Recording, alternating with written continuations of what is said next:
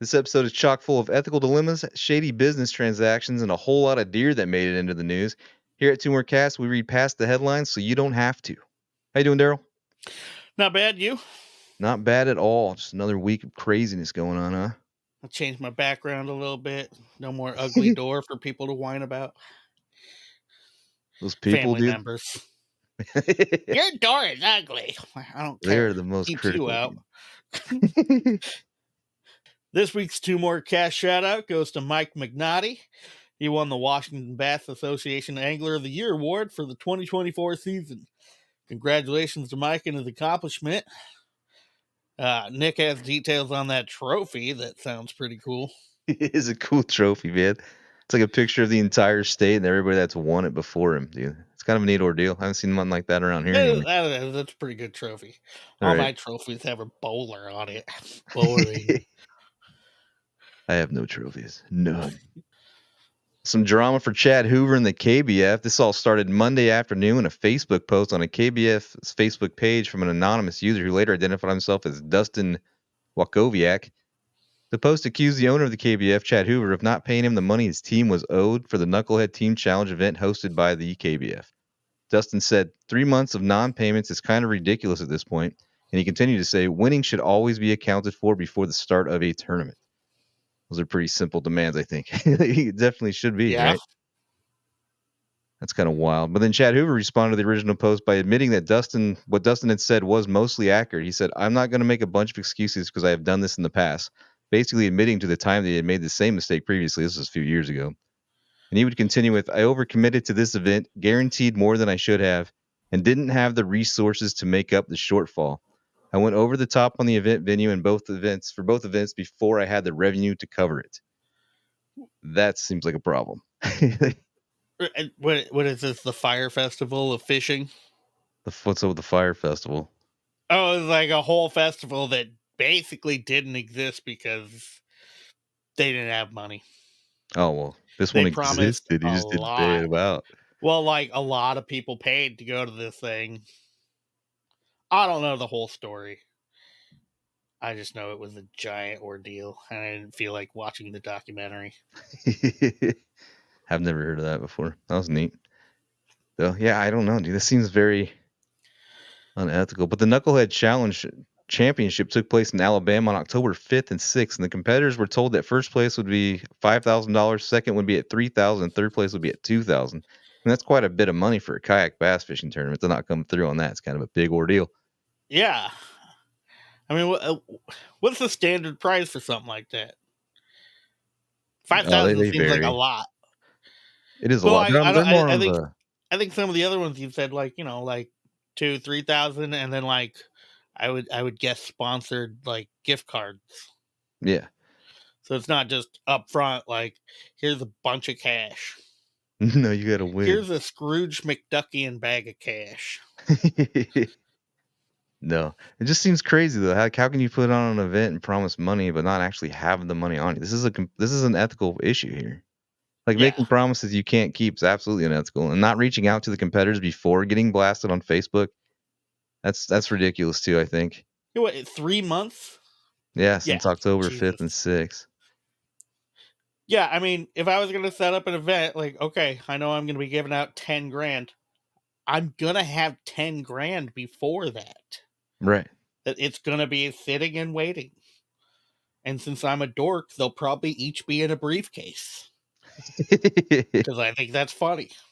There's nothing worse than like a big check that you can't cash, Right? especially if it doesn't even show up. That's just crazy to me. That's bad business. It's bad for the kayak community. It's just bad all around. I'd pay 3 guys to stand around in black suits with briefcases handcuffed to their wrist. That's how you'd run a tournament. Yeah, this money is real. Yep. Show up with cash, dude. Who needs checks? I mean, that's how we should do it. Cash only. You Right. can't mess that up.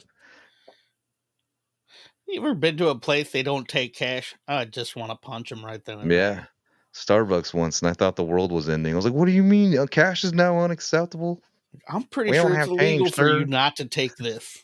Right. I was pretty mad about it. What do you mean cash is no good? What kind of system we running here? A bad one. Take me back to America. When my cash is good and my card's iffy.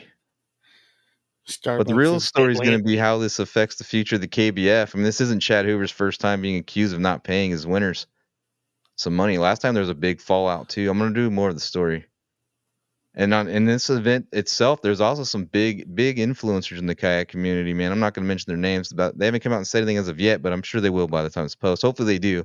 Like they definitely need to come out and say something. Yeah, I mean, it's just an accountability thing. Like, you're not gonna. Because what if he tries this again? Like, is he doing this on purpose?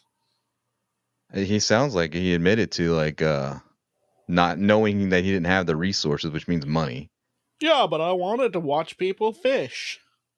Yeah, I don't know, man. Like, Like okay. it's I wonder how common this is, not just in like kayak bass fishing, but in like say boxing or wrestling or fighting. Like, do these happen to these people too? Like promoters just not being able to fit the bill, but I mean, having I the think it event. depends on the level. Like, I think if you're talking like what like Portland wrestling used to be, maybe. Like if you're talking like a startup boxing league, maybe. Right. If it's put on by the local gym, yeah, I could see that happening, but I don't think it's as often. And well, I don't know how often this happens, but this is crazy. Like, Yeah. It should be illegal, I think. Like if you don't have the it resources as a almost third of feels it. like he just set the price, like, oh, 5,000, 3,000, 2,000 to get people to come fish. Exactly. Like, oh, but this many people showed up. I'm like, okay, well, that's cool.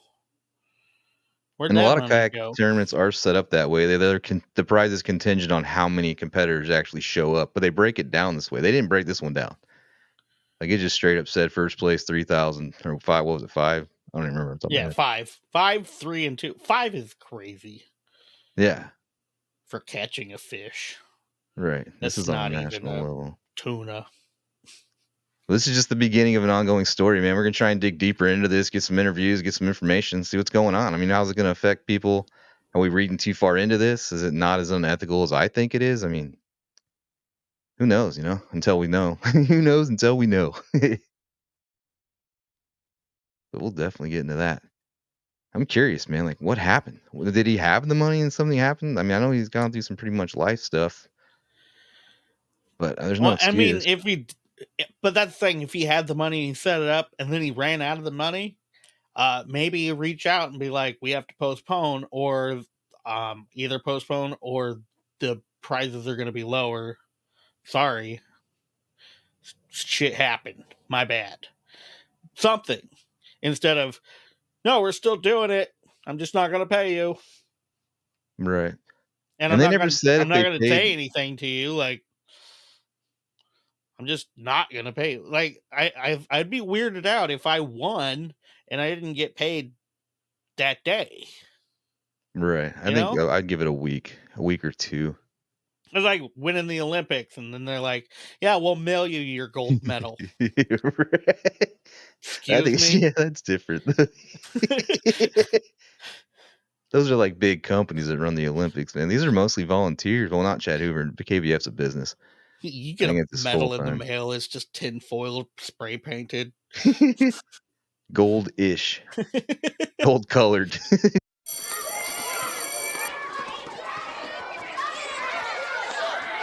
All right. So I went ahead and we're gonna. I went ahead doing my words of the week here. I looked up the flipping and pitching that Nick was wrong about last week.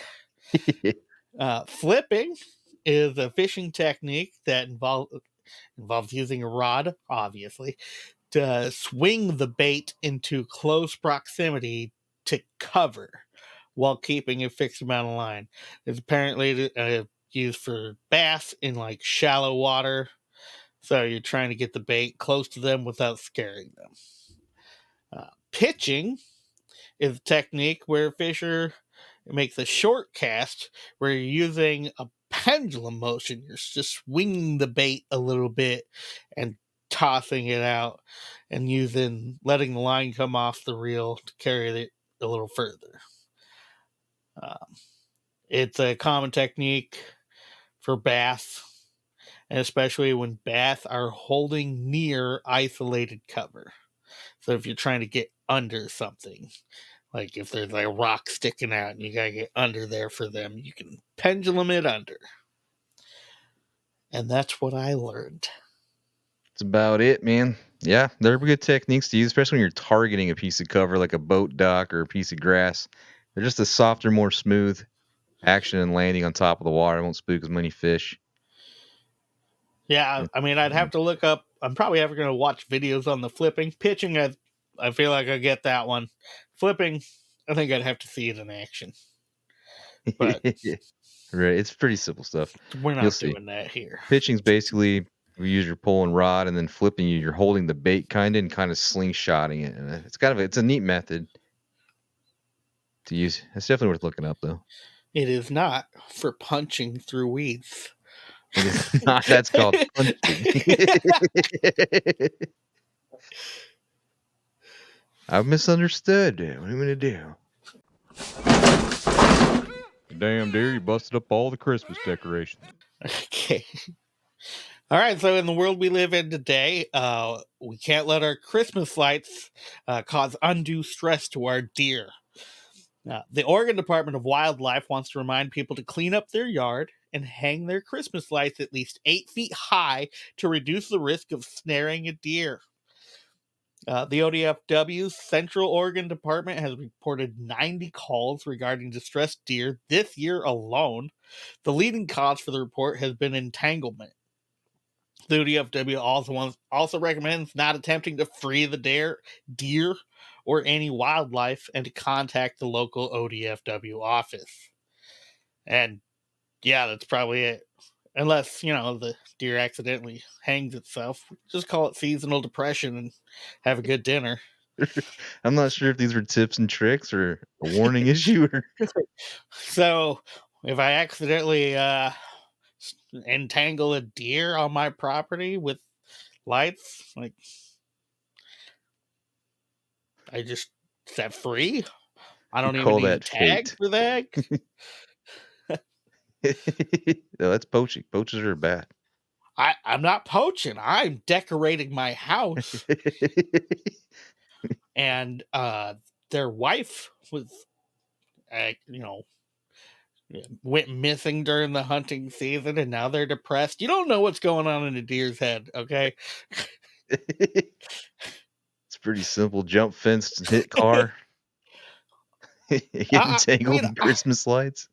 and I've seen these things, man. Like they jump high. Like Yeah, man. They're recommending 8 feet to put your lights up. Like, what? My fence isn't even 8 feet. What do you mean to do? I know. I'm pretty sure.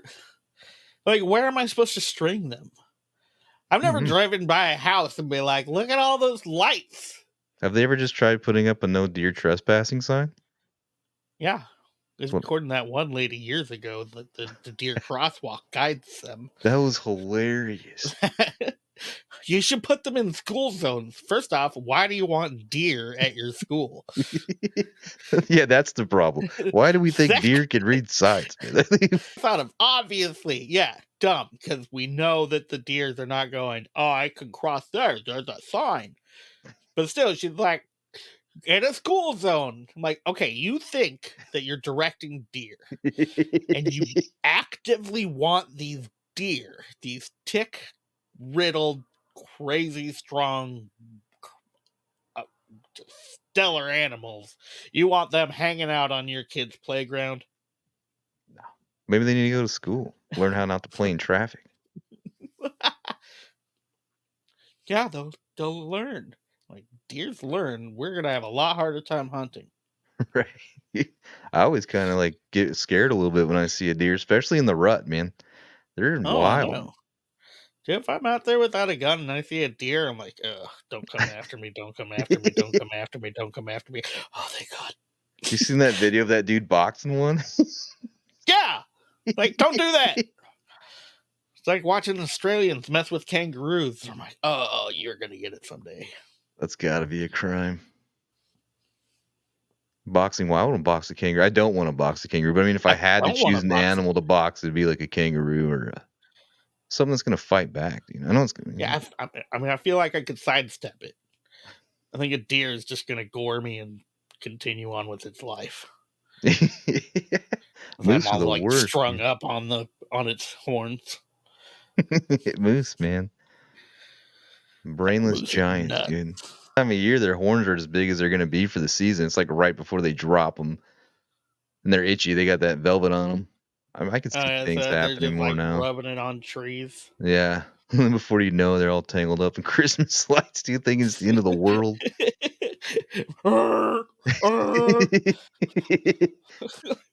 The images in You're my just head are like, not good right now. They're funny cartoons, but bad. I just stick my head out the window. Shut up, dear. Dude. Going back to bed. I would charge the state, man.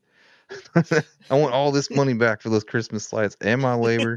Do the do the opposite. Someone's got to be in charge of these deer. It ain't me. These deer are protected by the state. We have a whole branch for them. You need to pay me back for these 6 strings of lights that he ruined. It's gonna be nine But they only thousand tangled dollars. one. Yeah, but he frayed and broke bulbs. I can't just buy a bulb. Gotta buy the whole box of these LEDs. There isn't even any glass anymore. I don't like the new Christmas lights. Hey, you can't shoot that here. Another poacher story from Idaho. The parking lot predator, man. The Idaho Fish and Game is searching for information about a shooting of a white-tailed deer. The incident occurred on the Orofino Elementary School parking lot in Orofino, Idaho.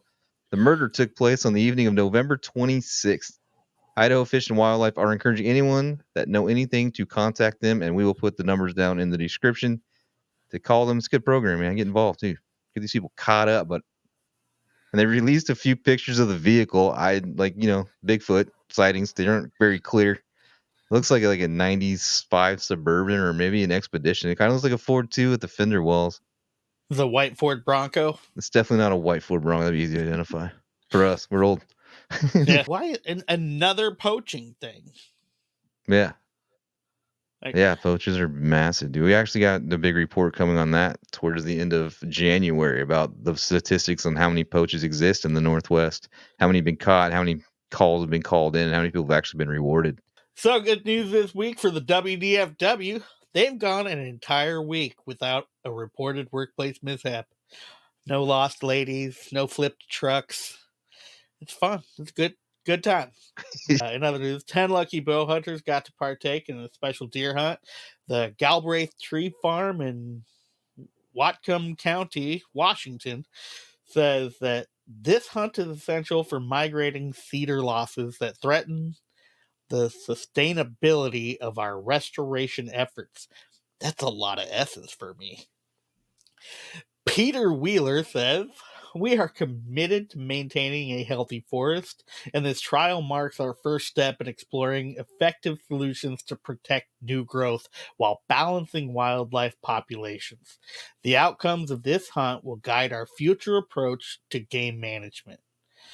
The deer have cost the company over $20,000 in damages in this year.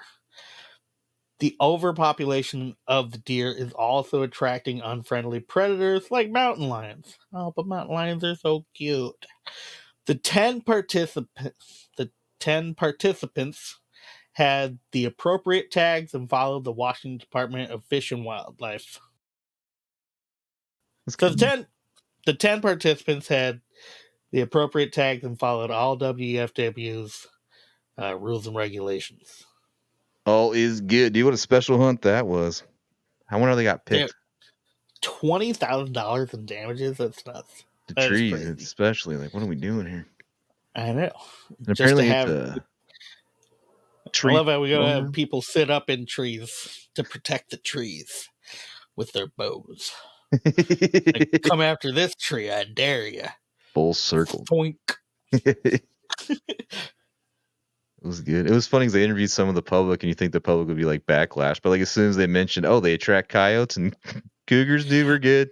Oh, I know. Do what you got to do, man. Conservation's great. Well, that's one of my biggest problems that I've always had with like PETA. It's like they don't want you to kill any animal ever, and it's like, you realize that we will be outnumbered so fast. Yeah. it is nuts.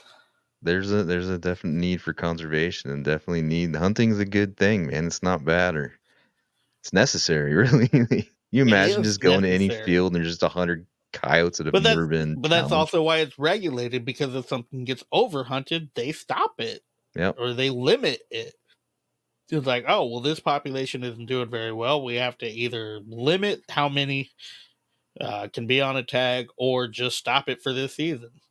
And look, they've done that in the past, but And yeah, they've done a good job, I think. The WDFW, ODF, all of them have done a good job on conservation part of the hunting regulations no, and I mean, I only know maintaining. Northwest stuff, so WDFW and ODFW, but I know up here they've done really well. Like, they've done really good with our forests and they've done really good with our wildlife. Well, the land grab is kind of a thing, but I'm sure they have their Yeah. reasons for that. But Yeah. it is what it is. Yeah, can you imagine living in a world where everything's just overran by animals? Oh my gosh. I mean, at a certain point, like, they would be like, all right, no more regulations, just kill everything. And then they'd get on the news, stop! That's enough. Holy crap. That was way too fast. I mean, it'd take 4 days. Right. So this last story, an Oregon hunting guide was shot in the back by his own client. This happened in Hathaway, Oregon, which is a weird name, dude. But John Nichols, a 62-year-old, was taking two other gentlemen on a guided trip. 73-year-old from Oregon City and a 73-year-old from Beaverton. I'm not going to disclose their names because this is still under investigation. Although John Nichols, as he's already been in the news. Then all three men were riding in a side by side when they spotted some elk. They got off the utility vehicle, and the Beaverton man chambered around, and the gun went off. The bullet hit Nichols in the back. The two men did CPR, but were unable to keep him alive. The event is still under investigation today. That's a tragedy. That is a huge tragedy. Like, that, the guide's job is to keep them alive, not to go down for them. That is super unfortunate, but I don't know. I'm gonna call it like driving. After a certain age, you're not allowed to go hunting. Like, this this is all preventable. Like, my heart goes out to the family, because 62, there's a good chance he was already retired and just doing this on the side for fun. Right. Like, that's what a horrible way to go out, It is, dude. Especially being shot in the back. Nobody wants that. right? Ugh. Nobody. I'm very selective on who I go out into the woods with guns with. Especially now that I have a dog, dude. I do way more hunting on my own than with other people because I worry about that all the time. Like someone Yeah. just shooting low, or the dog just like, I know what my dog. Well, I I know more about what my dog's gonna do than a stranger.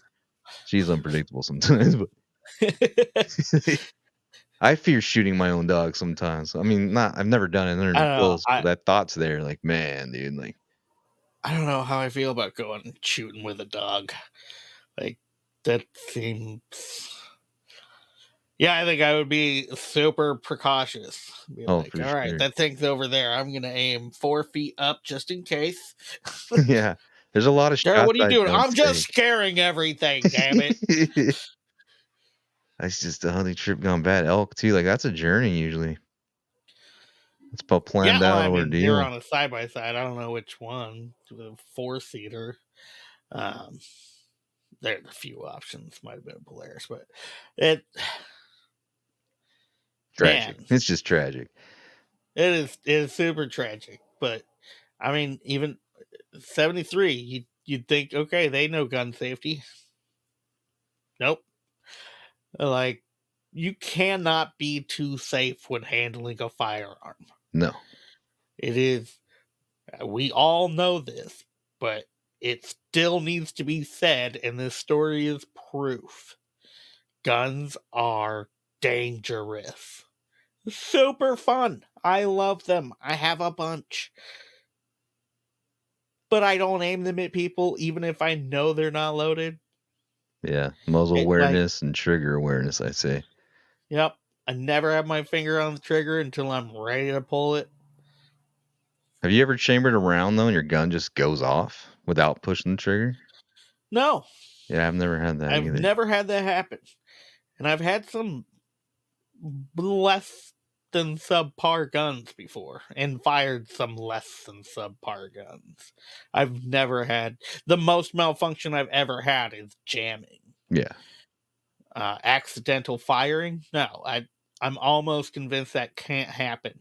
I know there's a few models out there that have the issue because of the way, but these are like semi-automatic pistols, but because of the way their hammer system works, that if you drop it in a certain spot and there's a a round chambered, then it can go off. But that's so rare because we're talking about one model out of hundreds and hundreds of models. So It's crazy. There's definitely like a skill level. You can't start off shooting like 300 Win mags or yeah, and when we're talking rifle, I mean, I would assume that it was a bolt action rifle. That's the only thing I can assume if he chambered around is so he just hammered it in.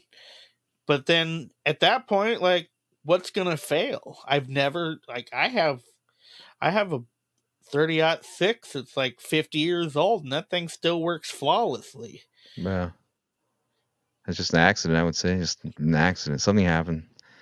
It's just trigger awareness. Yep. Muzzle awareness too. Like, yeah. Yeah, No point that of gun too. at nobody. Ain't gotta worry Never, about it, you know? never point a gun at But people hindsight's always 2020. on accident, Yeah, no. unless you're Dick Cheney. Dude. That's it. That's the show.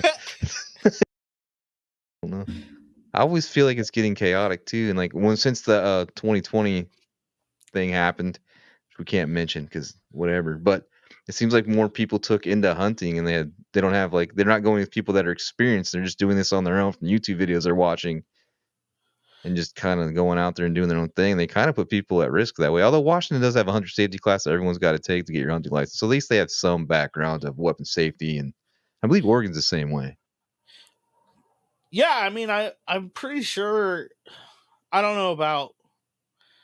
I don't know what's going on now with Oregon, but I remember when I was a kid, I took a hunter safety class, and God, I want to say I took that when I was like 11 years old. I still remember a lot from it, but um, yeah, it's uh, even if it's not required, I recommend it. Oh yeah, I don't care what age you are. I don't care how many times you've gone hunting. I recommend it. for sure. If you learn nothing new in there, good. All right, well, I know we ended on a sad note here, but I'd like to thank you all for joining us. Click like, subscribe, hit that notification bell if you want. Um, everything, everything helps. We'll be back next week, hopefully with better news. But and like I said last time, I'm gonna have this guy put our socials, email, way to contact us, anything you want to see, anything you want to see changed, anything you don't like, anything you think we could do differently. We're here for you guys. We're here to promote fishing. We're here to promote tournament. Not a lot of news in the tournament stuff this week, so a little light, but we'll do what we can. All right. Thank you all. Have a good one. For sure. And don't forget to check out the website, teamworkcast.com. These articles will be posted up there and other information as well. And that is that. Later.